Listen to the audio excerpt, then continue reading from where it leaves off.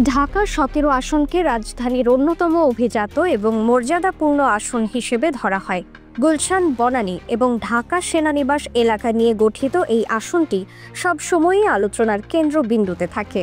কিন্তু আসন্ন জাতীয় সংসদ নির্বাচনকে সামনে রেখে এই আসন নিয়ে এবার তৈরি হয়েছে নতুন ধরনের সাসপেন্স।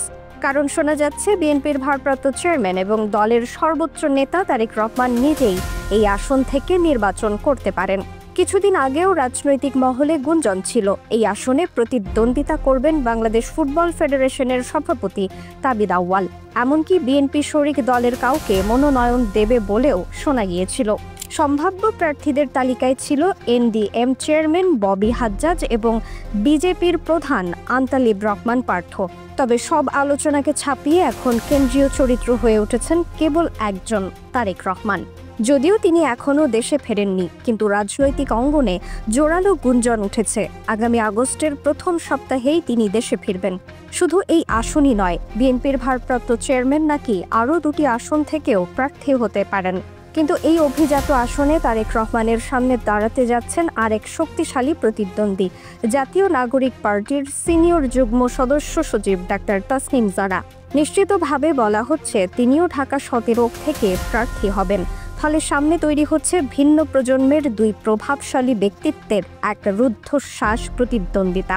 একদিকে রয়েছেন তারেক রহমান, বিএনপির প্রতিষ্ঠাতা শহীদ প্রেসিডেন্ট জিয়াউর রহমান এবং সাবেক প্রধানমন্ত্রী খালেদা জিয়ার সন্তান। দীর্ঘদিন বিদেশে থাকলেও বিএনপির প্রতিটি বড় সিদ্ধান্তেই তার নির্দেশ কার্যকর হয়। এটি হবে তার প্রথম সংসদীয় নির্বাচন। জনপ্রিয়তা কেবল বিএনপির মধ্যেই সীমাবদ্ধ নয়, সাধারণ মানুষের মাঝেও তিনি সব সময় গ্রহণযোগ্য। আর ঢাকা ১৭ যেহেতু তার জন্ম ও শৈশবের আসন, সেখানকার মানুষের সঙ্গে আবেগীয় যোগ তাকে বাড়তি সুবিধা দিতে পারে। অন্যদিকে ডাক্তার তাসনিম জারা শুধুমাত্র একজন রাজনীতিবিদ নন, বরং একজন পরিচিত চিকিৎসকও। তার রয়েছে একটি আলাদা ফ্যানবেজ, বিশেষ করে উচ্চবিত্ত শ্রেণী এবং তরুণ প্রজন্মের মধ্যে। চিকিৎসক হিসেবে জনপ্রিয়তা এবং আধুনিক প্রজন্মের সঙ্গে তার ঘনিষ্ঠতা তাকে স্বাভাবিকভাবেই শক্ত অবস্থানে নিয়ে এসেছে। এখন বড় প্রশ্ন, কে এগিয়ে?